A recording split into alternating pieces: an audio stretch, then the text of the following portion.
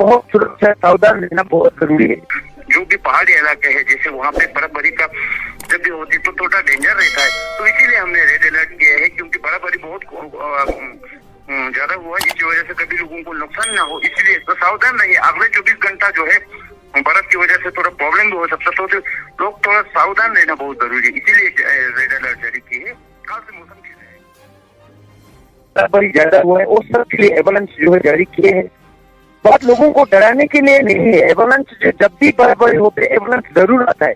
तो इसलिए हम अगेन अब लोगों से रिक्वेस्ट करते हैं कि अगर इमरजेंसी ना हो तो कम से कम बहुत सुरक्षा सावधान रहना बहुत जरूरी है।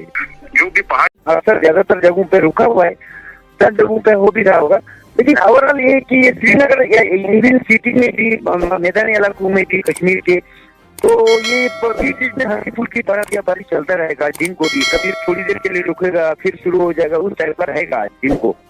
तो शाम यानी रात शाम से ही कम हो जाएगा।